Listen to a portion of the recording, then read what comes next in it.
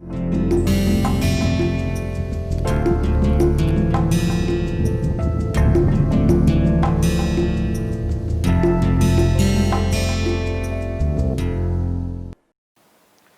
hello all, welcome back. In our previous lecture, we discussed about how aerodynamic forces, namely lift and drag, are produced on an aerofoil, and we have defined what is lift and drag. So, let's consider an airfoil.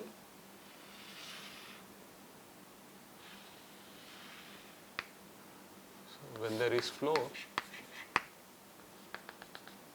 so the orientation of this airfoil with respect to flow is the angle of attack represented by alpha, and lift is a component of the force, resultant aerodynamic force, which is acting perpendicular to free stream, and say drag is a other component of this force acting along V infinity, and we have defined lift is equals to half rho V square yes CL, right. So, and at the same time we have also defined what is drag, half rho V square yes CD. So, let's, and this is 2D case, right.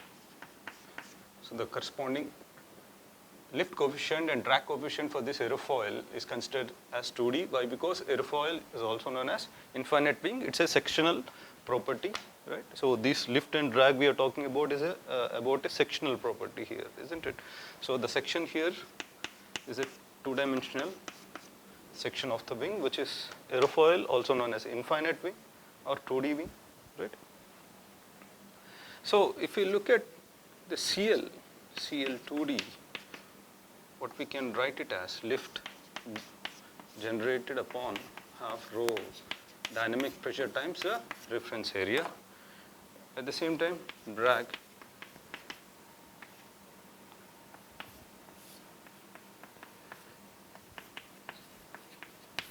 can be given by this expression, right. So, if you observe the CL,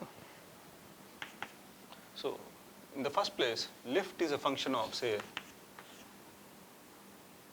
density, right, rho infinity, and velocity, free stream velocity here, and then size of the lifting surface, as well as angle of attack, and also dynamic viscosity, as well as speed of sound, right, where mu infinity is the dynamic viscosity of air. We will just define it very soon. So, and F2, let F2 be the drag is a function of these same variables here.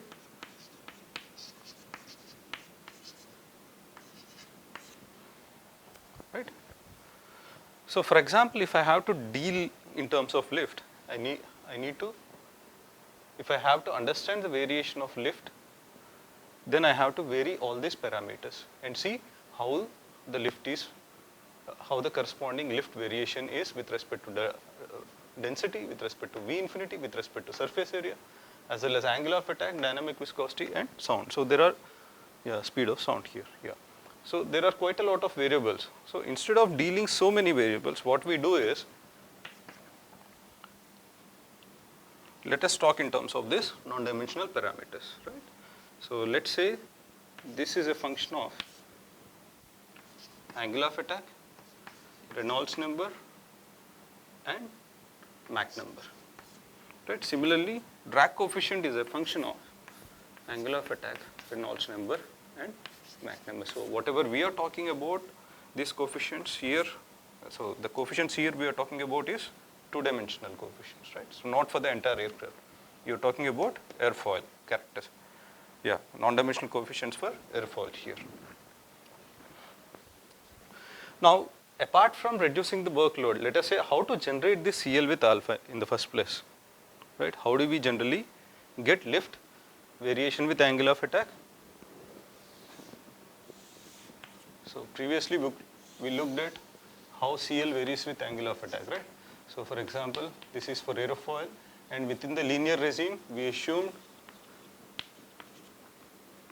a straight line equation, right. So, we can represent this variation of lift in the linear regime as CL naught plus lift curve slope, which is CL alpha times alpha. So 2D.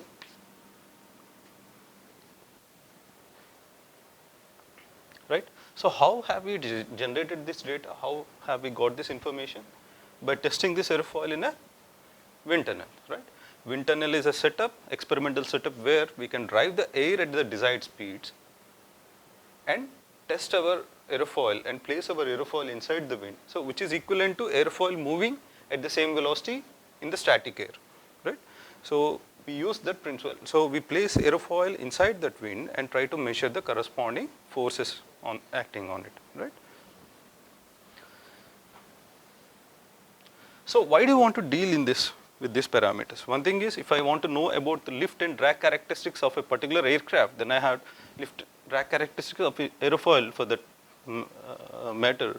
Then I would like to, then I have to vary all these parameters, say about 6 parameters.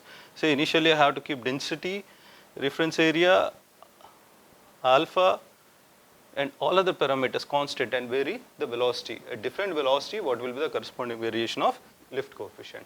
And at the same time, I can keep velocity constant, rest of this parameter constant, I can vary the angle of attack here, right? And also for different, for example, if I am using the same cross section, but different wings of different size, let us say, right? Or say, how should I compare? Let us say if I am using different aerofoil here, so the lifting characteristics of the aerofoil will be far different, right? So, and it changes with shape as well, right? So in order to decouple this, or in order to reduce the number of variables as well as the complexity, we try to deal in terms of non-dimensional coefficients here. So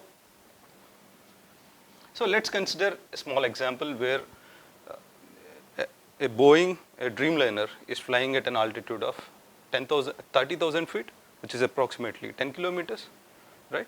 So moving at a velocity of 0.8 Mach number, right? So first of all, let us define this Reynolds number, where Reynolds number is equals to inertial forces upon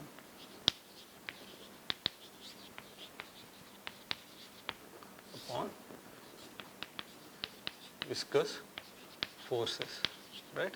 So this viscous force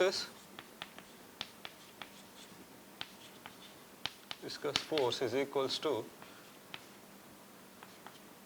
so this shear stress times the corresponding area, reference area, right? Times the area. And inertial force is due to rate of change of linear momentum, right? So if you solve this, what you have Reynolds number as rho VL, where capital, so rho VL upon mu infinity, right, where mu is the dynamic viscosity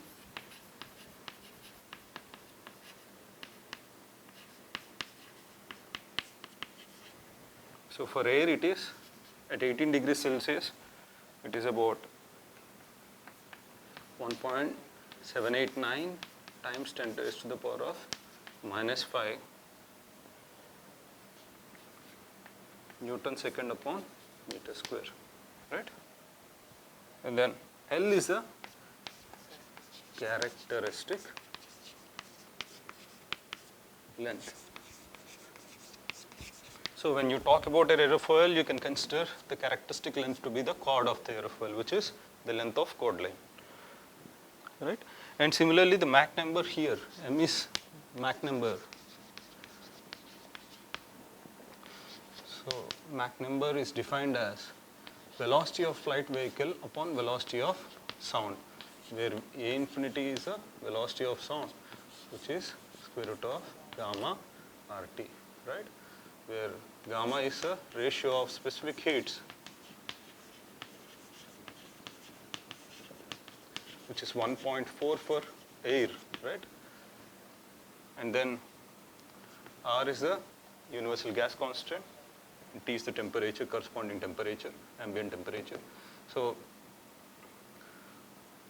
this talks about how fast we are moving when comparison to time, when comparison to sound, speed of sound here, right? So if you are moving at a Mach number which is less than 0.3, we call it as low subsonic speed.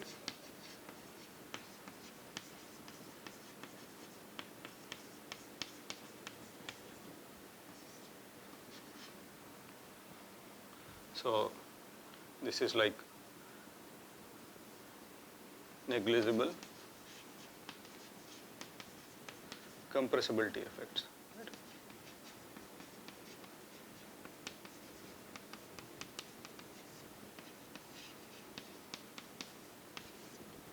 So when you talk about, when you're moving anything less than 0.8 Mach number and in between 0.3 Mach number, so this particular flow, this particular velocity corresponds to a higher subsonic Mach number, higher subsonic speed,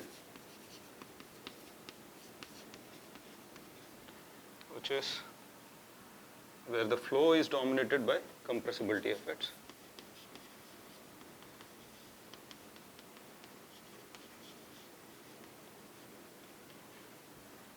Right.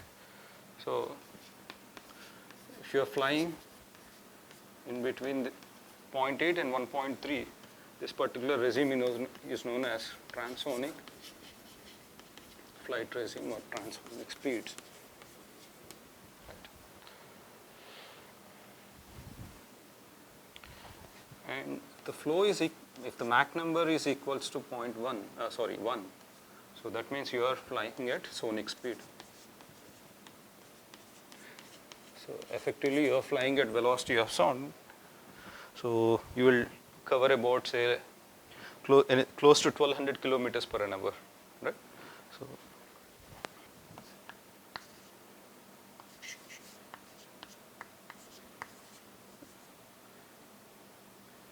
five is supersonic.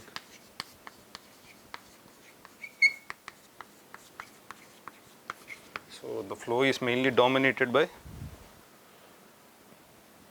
shocks, right? Shock waves. And then, so the Mach number which is greater than 5 is hypersonic speed, right? So where the concepts about rarefied gas dynamics will come into the picture. Okay. So, yeah. Now coming back to this discussion. So we now want to look into these non-dimensional aerodynamic parameters, which indeed a function of this non-dimensional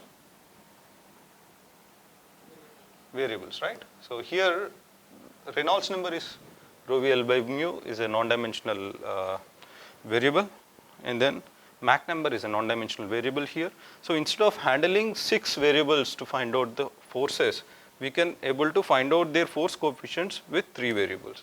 So apart from that, I'll just get back to that example what we were discussing. So we have considered an Airbus Boeing Dreamliner, right, 7879 or 8, whatever. So it's flying at an altitude of 30,000 feet, which is approximately 10 kilometers, right? So, and it's flying at a Mach number of 0.8 now. Now, whatever the lift that is experienced by that aircraft, so in the first place, how can we allow that aircraft to fly? Right? Can you dare to allow it to fly in the like straight away after manufacturing? So you first have to simulate that conditions, isn't it? Simulate on ground. So how do you simulate those conditions, similar conditions, is by performing wind tunnel tests. So as I discussed, wind tunnel is an experimental setup where you can place your scaled down models, or place your models, right, inside the test section, where test section is the place where you actually measure the data from the model, right, that it experiences from the wind. And the tunnel is equipped with a fan which runs the air at a desired speed, right. So fan will basically try to throw air at a desired speed.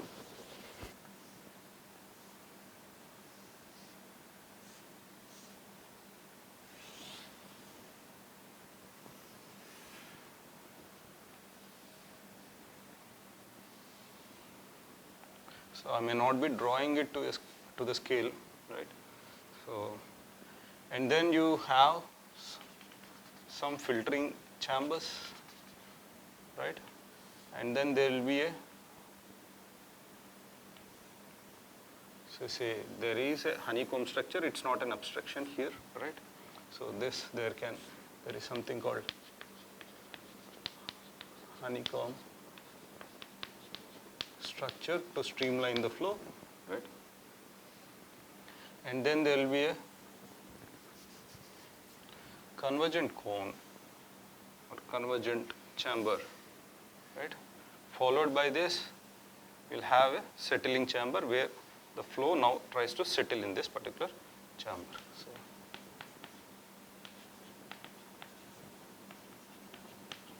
chamber, convergent chamber,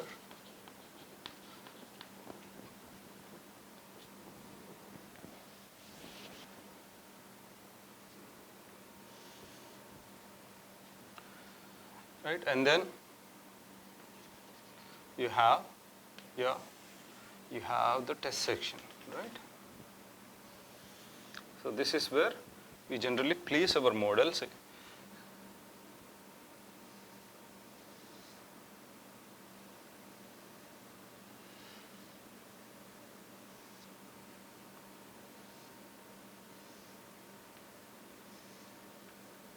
And perform the testing. So let us say this is the test section.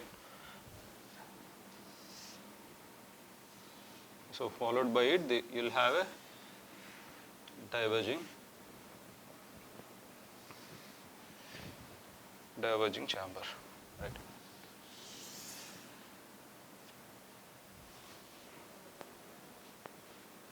Okay, fine. So this particular setup runs the air at desired speed. Okay. Now this motor will try, we can vary the RPM of this so that the air inside will run at different forward velocities, that is with the aircraft faces, right? So now how should I generate this two-dimensional data here, right? So what can I do is,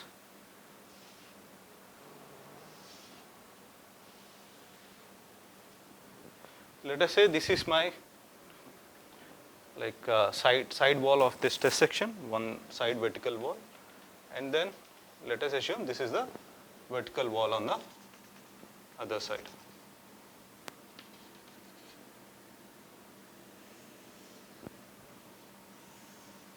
So this is my front face and this is my back face, right? So now let's consider an airfoil, right? And extrude this airfoil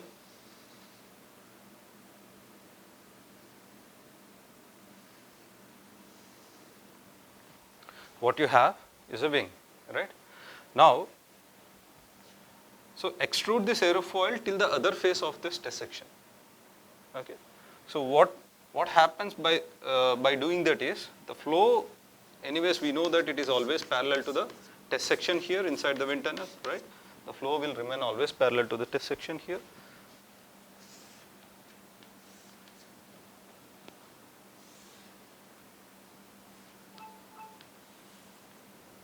So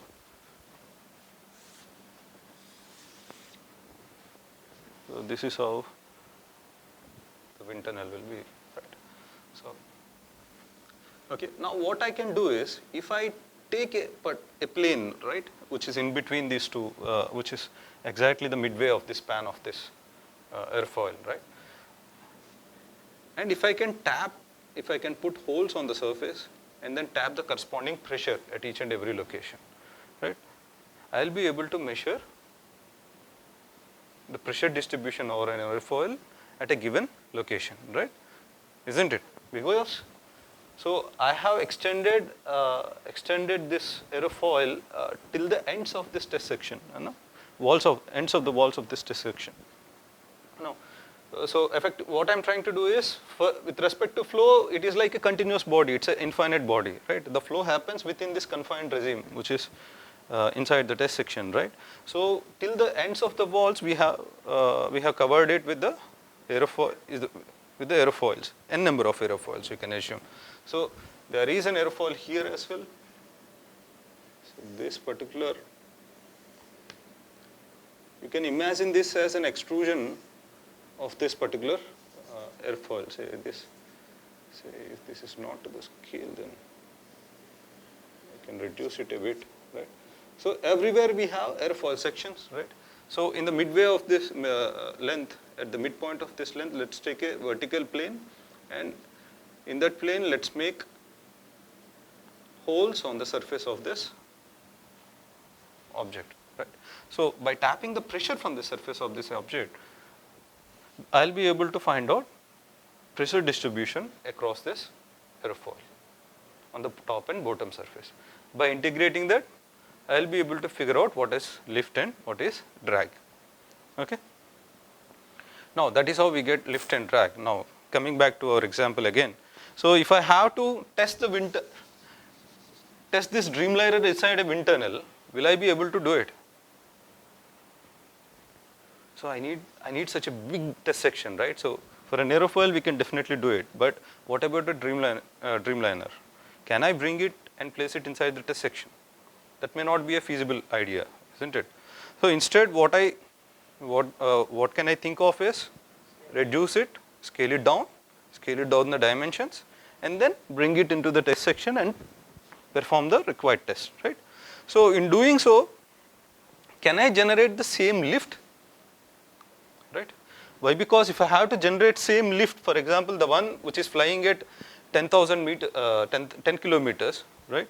So it experiences certain lift, why, right? Based upon its surface and the velocity of flight and the corresponding ambient conditions there, right? So can I get the same force, duplicated inside the wind tunnel, right? So that may be a bit difficult task, very difficult task. Instead, what I can do is, I can find out what is the CL, lifting characteristics at that particular non-dimensional lift coefficient at that particular flight conditions. And if I can simulate the same conditions here, like if I can measure the same CL by simulating the same Reynolds number, what the aircraft is actually facing, and then the same Mach number, what the aircraft is facing in the real time. If I can simulate both Reynolds number and Mach number on a scaled down model, right? What actually the aircraft is facing, isn't it, or going through. So if I can simulate the similar conditions, then I will be able to get the same lift coefficient for the actual flight as well as scaled down model inside the wind tunnel. So this similarity of flows is known as dynamic similarity, right? So if I can do the dynamic similarity, then if I can achieve such condition, dynamic similarity condition, then I will be able to attain the same CL value as that of pre-flight value, right? Actual flight test value, same. Yes, of course, you have to maintain the same angle of attack, right? Even inside the wind tunnel, you need to maintain same angle of. So, but how do you vary angle of attack here? For example, if I have a rod coming out of this aerofoil, and I connect that rod to a motor, stepper motor here, right? Whose like the angle of stepper motor, I can control it, right? If say there is a shaft,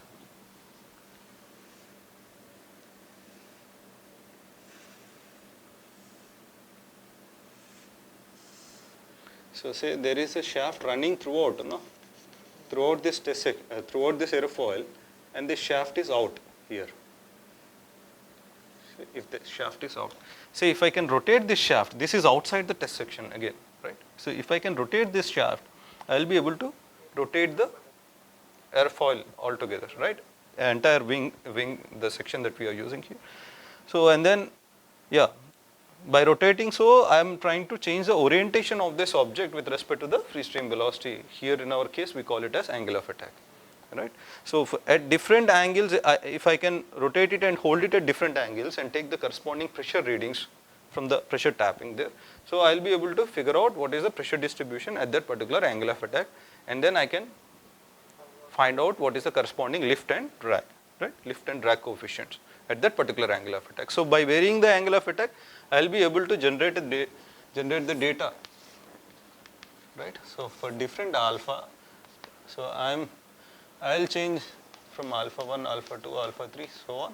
I'll be able to generate pressure on upper and lower surface, right? Pressure on upper surface, pressure on lower surface. I know physically I know the location of these ports, right? I'll be able to get pressure data from each port and I will be able to integrate them to figure out what is the lift coefficient as well as drag coefficient, right?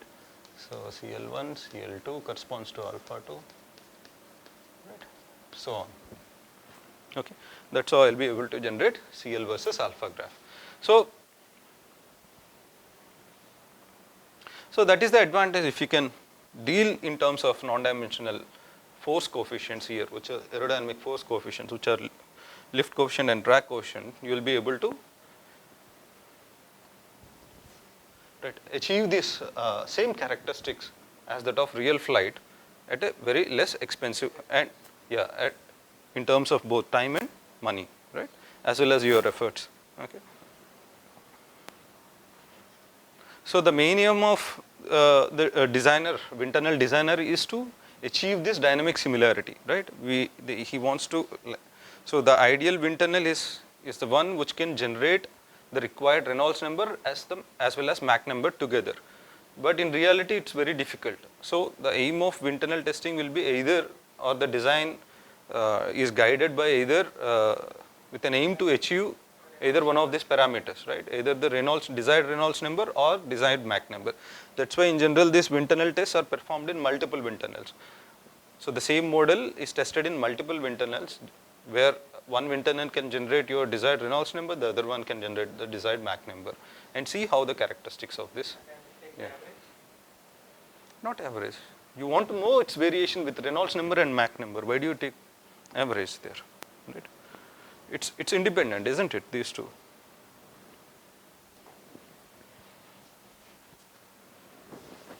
So let's get back to this figure again, where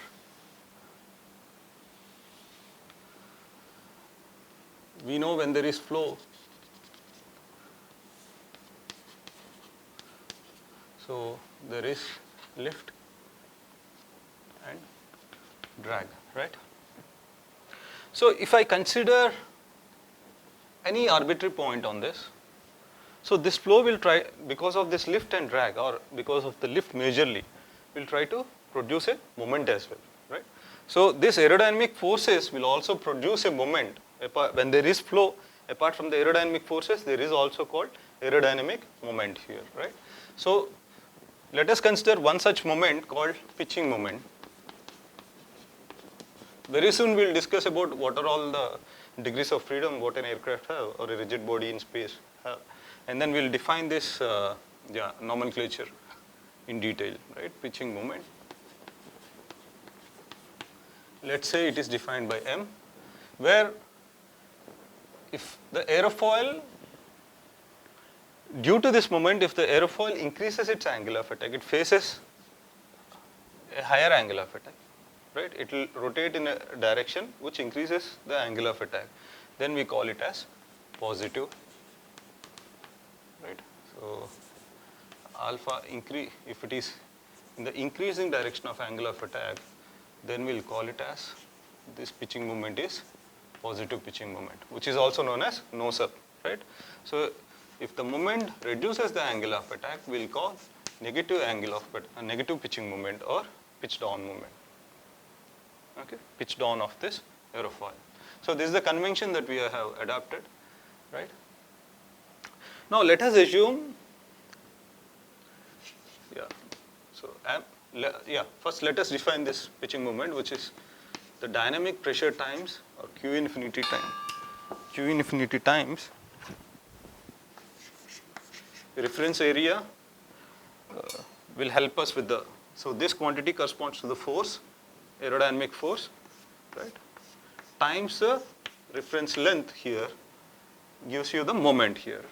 So multiplied by this is a non-dimensional moment coefficient, right, where C bar is mean aerodynamic chord. So we'll discuss about this C bar when we talk about the wing planform geometry. And Cm is non-dimensional, or pitching moment coefficient, which is non-dimensional, similar to that of CD and CL.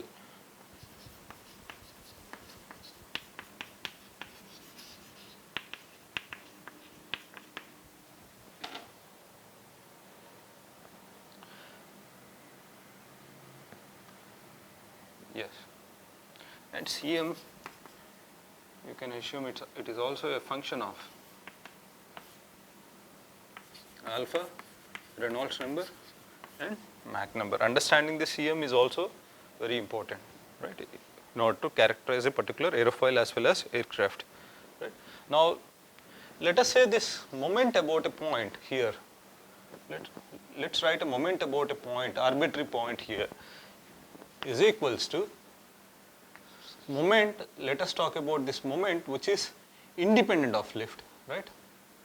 So, independent, let that be m bar, right? M prime is independent of lift plus some factor times lift. So, this factor depends upon moment reference point, let us say. Okay. So in non-dimensional form, or say,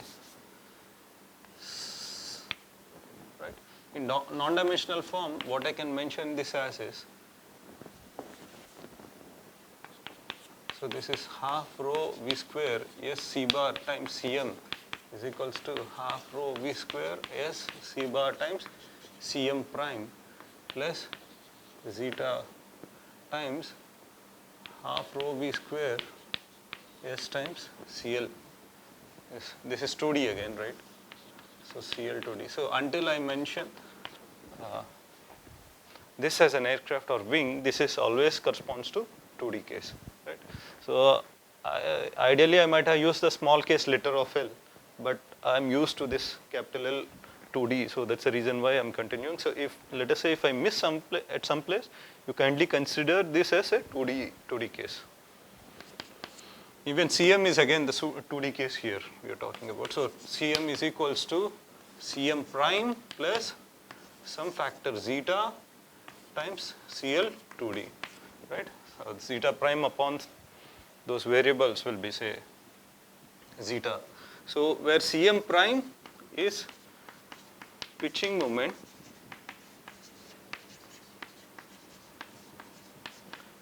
when Cl is 0. Okay, we'll see whether such thing exists or not. No, and then what is the significance of the Cm prime, and say zeta be an empirical constant that depends upon moment reference point.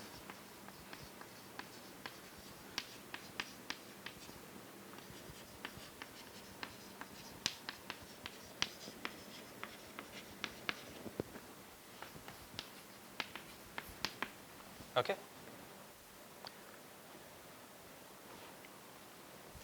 Now,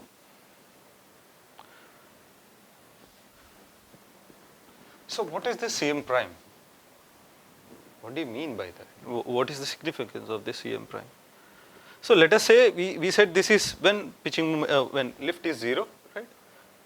Am I correct or not? So we have discussed about symmetric as well as cambered aerofoils earlier, isn't it? So for a symmetric aerofoil, when lift is 0 for a symmetric aerofoil? When angle of attack is 0, right? At 0 angle of attack. So what happens at 0 angle of attack for a symmetric aerofoil? Why lift is 0? Right? We said, if you remember, so this is how the variation is, right, for Cl and alpha. So at alpha is 0, Cl is also 0 here, right? What do you mean Cl is 0? Lift is 0, right? So when can you achieve such condition? What do you think is happening? What do you think is happening? When can we have such condition? Lift is 0. So again, yeah, you can simply say that when the body is not moving, right? But here we said at angle of attack 0, which means, so we are defining an orientation with respect to flow. That means the body is moving, right? It is moving ahead. So this is V infinity. So there is flow, but still there is zero lift. When that can happen? So we know that there is pressure distribution when there is flow across this aerofoil, there is pressure distribution on top and bottom surface. So the pressure distribution on the top surface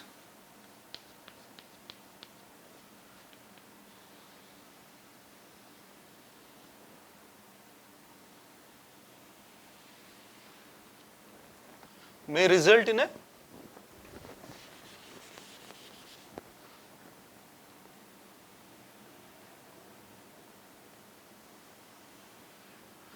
so this pressure distribution of top surface, just forget about the bottom face right now. So let's talk about only this pressure distribution on top surface. So what happens here?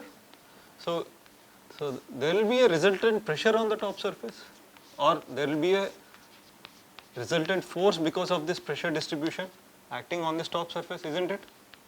Top surface alone, right?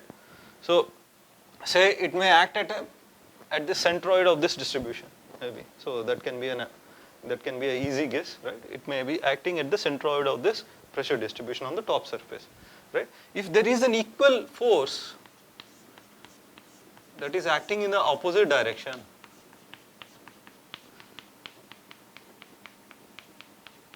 right? So if there is an equal force which is acting on the, so there is a pressure distribution on the bottom face as well, and then, so there will be a point about which there is a resultant force acting, isn't it? Right. So let us say this resultant force is acting at the centroid on the top face, right? So this is the resultant force because of the pressure. At the same time, if these two forces, and there is a resultant force on the bottom side, so if the magnitude of these two forces are equal, right, then lift is 0. That is when CL is 0 here. Am I correct or not? So there is equal and opposite forces acting. So again, airfoil is a rigid body. So for a rigid body, if I am lifting this body with certain force F acting at this point, right, I am lifting this body. That means there is some force acting on this. So the same force acts on each and every particle that is rigidly attached with this body, right? So entire body will experience. So similarly, I am just transferring the force that may be acting on the surface just onto the chord line here, right? Similarly, the resultant force acting on the bottom face is also transferred to the chord line here, right? Now, when the top and bottom forces are equal for a symmetric aerofoil, it happens that, so these two act at the same point, right? So when lift is 0, when these two are acting at the same point, that means there is no moment as well. So this moment when lift is 0 for a symmetric aerofoil is 0. Right?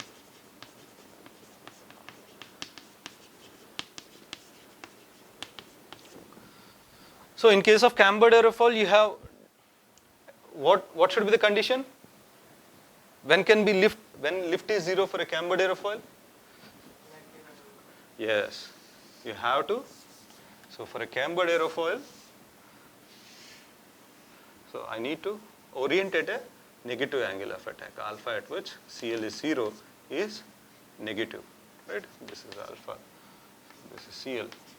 So this is my negative angle of attack at which I have to orient my aerofoil, this cambered aerofoil with respect to flow, so that lift is 0.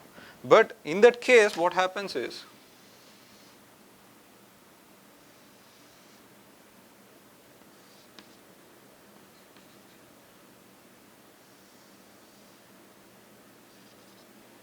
this is that alpha at which CL is equals to 0. So though the lift distribution, the pressure distribution on the top and bottom, they are equal in magnitude, but may not be acting at the same point, right? They may be acting at an offset point, right? So for a cambered aerofoil, because of which there is a pure couple, it's an independent of moment reference point here, right? It's like a pure couple, right? So it is generally less than 0 for a cambered aerofoil, positively cambered aerofoil, right? So let's get back to this equation. If you can yeah, we now are clear with what is Cm prime, right? It is moment when lift independent of lift here, right, and is equals to 0 for symmetric aerofoil, and also discuss that it is negative for cambered aerofoil, right? So what about this zeta? So let's consider a moment reference point towards close to the leading edge here, right? So you know when there is at certain angle of attack, right, there is some lift already acting on this as well as drag, right? And because of this lift and also now we are in a position to represent what is this moment in, okay, let's not do that for the time being, right? So because of this, when you change the angle of attack, right? So when you change this angle of attack, there is an, so let's say that angle of attack change is positive and there will be an incremental lift here, right, acting. So this incremental lift will try to produce a pitch down moment, right? So this is negative. Why? Because there will be an increase in angle of attack here. So let us say if I increase this angle of attack, alpha plus delta alpha, right? So because of which there is an increase in lift, right? There is an incremental lift. That incremental lift will produce a pitch down moment here, right? So if this negative moment, isn't it? So the contribution of lift towards this moment is negative. That means this particular factor is the moment factor, right? Isn't it? So this particular factor has to be negative, which forces zeta has to be negative, right? In that case, so if I consider, so moment reference point, so at leading edge, so this forces, so when, okay, so when there is an incremental alpha, like, right, so alpha is positive, so CL will be positive, right? So which implies CL will also increase. This increase in CL will produce negative moment, right? So how this is possible? Only, so this, since, so this condition forces zeta has to, this implies zeta has to be less than 0, right? Let's consider this moment reference point at the trailing edge. Right? Let's say we shift our focus to this trailing edge right now, and with respect to that point, so any change in the lift, right, positive change in angle of attack will produce lift. So that lift will try to give a pitch up moment, isn't it? That gives a positive value of Cm here, isn't it? So this CL, this particular term contributes for a positive value, which means that zeta has to be positive. So zeta has to be greater than 0, right? So if we look at this, so zeta again depends upon moment reference point. So if the moment reference point is changing, the value of this particular empirical constant is changing, right? And it is changing from negative to positive. So for a particular location on this chord line, this zeta value can be 0, isn't it? Am I correct or not? When it is changing from negative to positive, the zeta can also be 0 here. So for certain location on this chord line here, right? So that particular location is known as aerodynamic center, right? So what does it mean? So Cm now becomes Cm prime, right? Which is independent of, when zeta is 0, there is no change in CL. That means even if you change angle of attack, CL will change, but it will not affect the overall pitching moment about that particular point. So that particular point is known as aerodynamic center. So let's define it. So aerodynamic center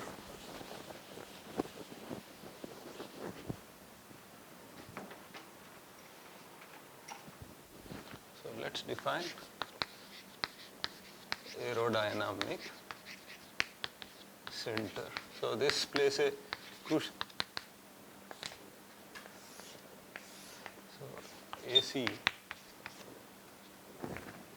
right? So this plays a crucial role throughout our flight dynamic analysis, as well as in the coming course as well.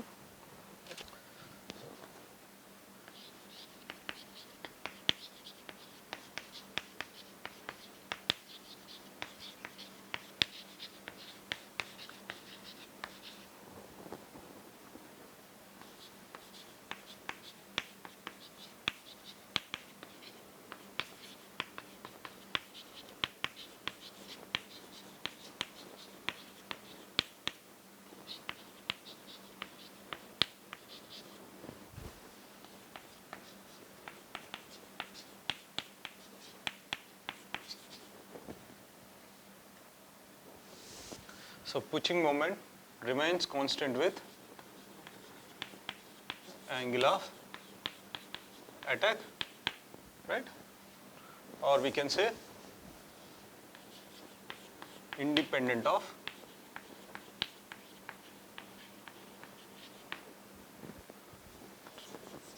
alpha, right? Independent of angle of attack, which means change in pitching moment with respect to alpha is 0 about that point, right? So that is for the airfoil.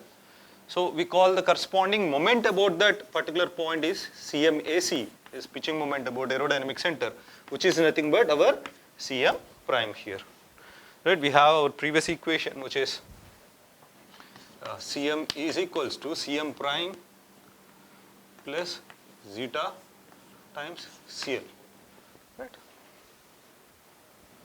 So that is nothing but our aerodynamic center here. Fine. So how do you find this aerodynamic center?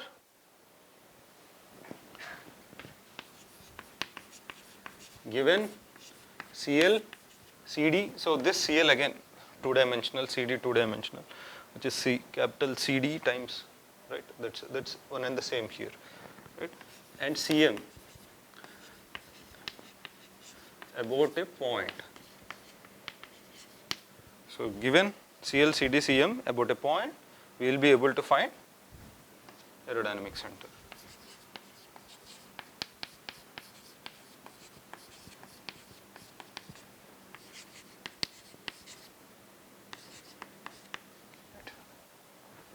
So what do you mean by that? Let us consider an airfoil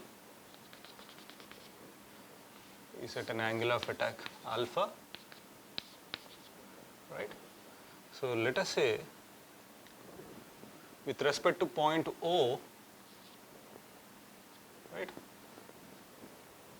I know what is Cl, CD and Cm, right? So and say there is an aerodynamic center AC, right? Let the positive XAC is positive behind this O, point O, right? So let us say the offset between aerodynamic center and O is XAC, right? So since, as I told earlier, if I know lift, drag at a point, these are forces I can translate on to the aerodynamic center as well, lift and drag here, right? As well as there is certain moment about this aerodynamic center that we got to know. So for moment about aerodynamic center for a symmetric aerofoil is 0 here, so which we witnessed earlier, right? So and is negative for cambered aerofoil, positively cambered, and is positive for reflex aerofoil, okay? Okay, so let's write moment about O is equals to moment about aerodynamic center, right, plus XAC times minus because this lift contributes will contribute for a negative moment here, pitch down moment. So times the lift acting here, right? So this Cm is equals to Cmac minus x bar AC times Cl, where x bar AC is equals to XAC upon C bar. Right? So what is the definition of this aerodynamic center? So dCm upon d alpha is equals to 0. So alpha, when there is a variation in alpha, there is a variation in Cl as well, right? So this Cl is again a function of angle of attack here. So what I can do is, instead of alpha, what I will say is dC upon dCl, right? So Cl with, so we know Cmac is independent of Cl, so this turns out to be 0, right? And what I have is minus x bar AC. So I can find out the location with respect to that point, right, is equals to minus dCm upon dCl, right? So if I know the lift curve slope of this, Cm Cl curve slope, if I know dCm upon dCl, right, it's a pitching moment and lift coefficient curve slope, right? If I know that, within the linear regime, I will be able to find out what is x bar AC.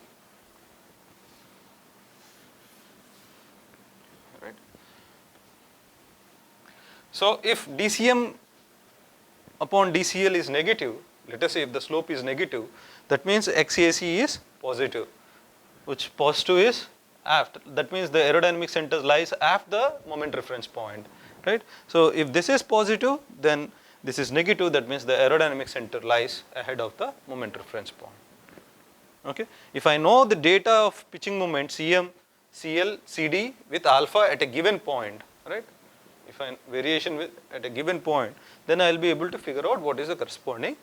At least I need 2 data points there to figure out the slope. I need at least 3 to 4 data points, isn't it? 2 minimum, and then for accuracy higher number of data points. So within the linear regime, why? Because we are writing this equation for the linear regime here. So what I have is here XAC is equals to minus DCM upon DCL. Okay. Now let us discuss about one more interesting, right, reference point. So have you ever wondered where these forces are acting, aerodynamic forces are acting, right? So there is some point called, or reference point called center of pressure, right? So let us say XCP, its location is represented by XCP, right?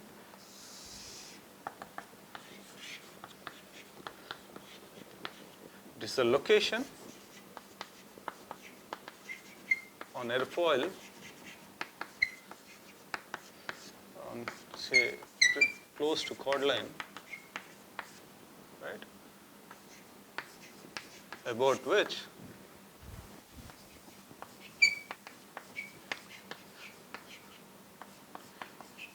resultant forces act, right? So that means there is no moment about that particular point. Pitching moment is 0, right? So how to find the relation between this XCP and XAC? So let us say AC and is represented by XAC, right?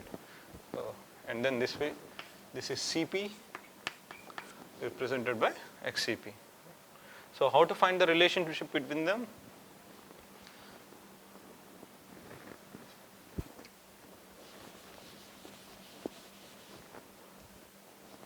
Let us consider an airfoil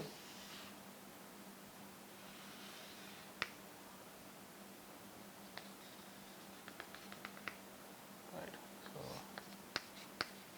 when there is flow, if it is oriented at certain angle of attack, so there will be lift and drag, right. Let us say this is my moment reference point O, okay. So this is my moment reference point O, and let AC be the aerodynamic center with respect to this O. This AC is at a location XAC, right? Location XAC, and then let us say there is center of pressure. So about aerodynamic center, what can we expect? Moment about aerodynamic center, and then lift, isn't it? Lift acting perpendicular to V infinity, right? And then at center of pressure, lift and drag, of course, right? So at about center of pressure, what we have is same magnitude of lift, because it's a rigid body again, lift and drag, but there will not be any moment about this XCP, right? So if I write pitching moment equation about point O, so the moment M is equals to moment about AC plus XAC times the corresponding lift minus, I'm sorry, it's a pitch down moment, right, minus. This is equals to, so the moment due to, so the same moment I can achieve by considering forces acting at XCP, right? So that is equals to minus lift or XCP times lift acting here, right? Okay, neglecting the drag components, which are very small. So for this discussion, we are not considering them.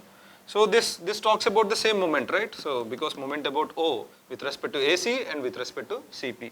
So from here, what I can do is x bar CP is equals to x bar AC minus of Cm AC upon Cl, right? Of course, this is 2D. Cm AC upon Cl 2D, right? So this is the relation between aerodynamic center and center of pressure. So what happens as the angle of attack increases? The CL value increases here. If the CL value increases, so this is not going to change with the angle of attack, of course. So the CL value is increasing. Why? Because the CL alpha times alpha, that is how you modeled it, right? CL naught plus CL alpha times alpha. So in the linear regime, this is approaching, when it approaches high angle of attack, there is a higher value of CL before stall, right? This makes this quantity, this particular ratio smaller. That means, so XCP is trying to move close to this X aerodynamic center. So let us say for cambered aerofoil, CMAC is negative, right? Positively cambered aerofoil, that means XCP lies after the aerodynamic center because this particular quantity is positive. So XCP is behind XAC. Otherwise, X bar CP is greater than X bar AC for cambered aerofoil.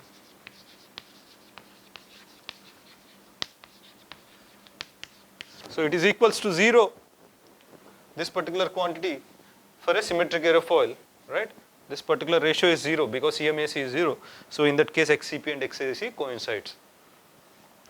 So, and at high C, at alpha, yes, alpha approaches alpha stall, higher CL. So CL approaches CL max, right? Which means XCP approaches XAC, right? So we'll see why it is.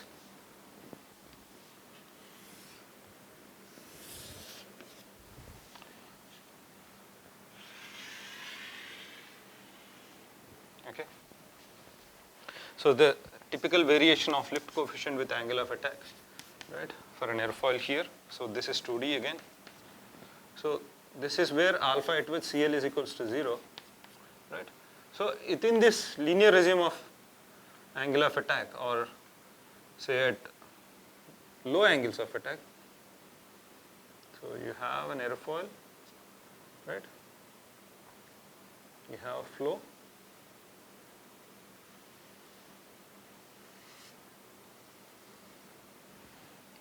Okay. So the pressure distribution is the flow is completely attached, so you have pressure distribution mostly, no, most of the part, for the most of the part the flow is attached. So you will have larger pressure distribution, isn't it? That means the centroid is more or less equals to the center of pressure here. You will have center of pressure almost like close to this centroid, which is distributed throughout the aerofoil, right?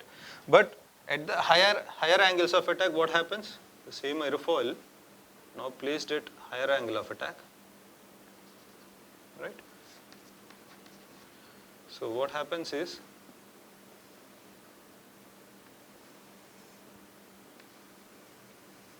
so there is a flow separation, right? Isn't it? So that means the flow, the pressure distribution is mainly concentrated near the region where there is attached flow here.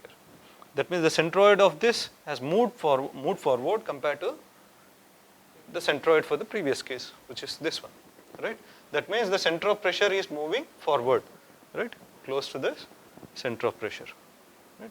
So, sorry, aerodynamic center, close to aerodynamic center. The center of pressure is shifting towards the aerodynamic center. So, let's now look at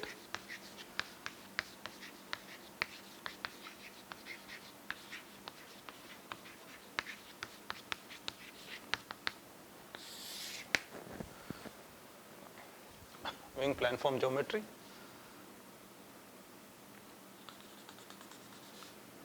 Let us consider the top view of an aircraft, right? Say this is my fuselage, where I have a vertical tail in the top view here. So the wing, right? We are talking about wing here. Say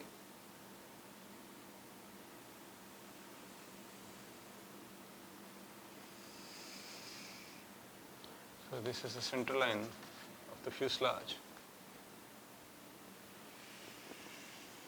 and it is symmetric about this particular center line. Okay. So this is called the wing, leading edge of the wing, trailing edge of the wing. We have trailing edge of wing, right? And what we have is, if you take a cross section here, we'll have a airfoil, right? And the airfoil, the characteristic length of airfoil is chord here, right? So what we call it as, it is towards the root here, right? Root of this particular wing. What we call it is root chord, CR, right? And we call this as tip. Root and tip, what we have is root chord and tip chord, which is CT. So the chord near the tip is tip chord and the chord near the root is root chord. It makes sense here. And let's define the span of this wing, which is the distance between the two tips here, right? Let it be B. And the reference area of this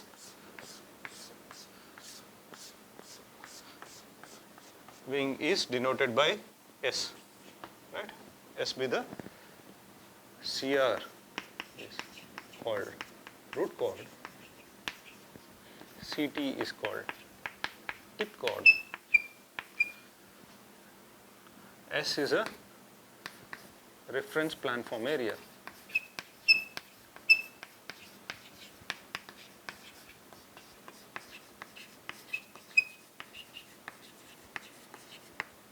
Right?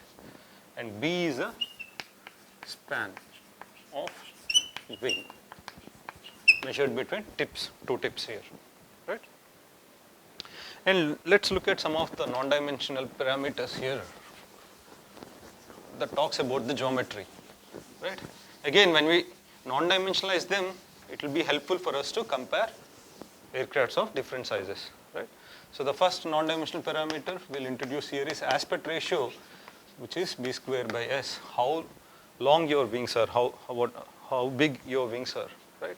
Higher the aspect ratio, higher is your wingspan. So for a rectangular wing, this will be B upon C. Why? Because S is equals to B times C for a rectangular wing. So let me do it this way. So for a rectangular wing,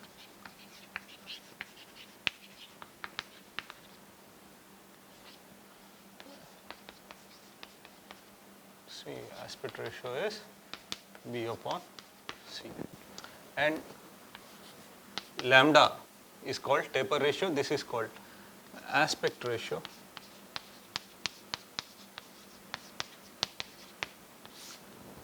So higher is the aspect ratio, longer is the length of your wing, larger is the length of your wing, right? So lambda is equals to CT upon CR, right?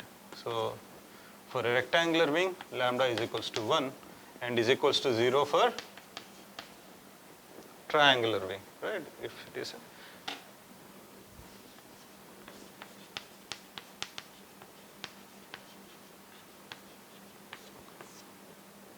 so this is for delta. We call it as delta wing, right? It's a for a pure delta wing, the taper ratio is 0. Okay. And then, so this chord at tip and root are different, isn't it? So there can be there will be definitely a mean location for this chord, is known as mean aerodynamic chord, right?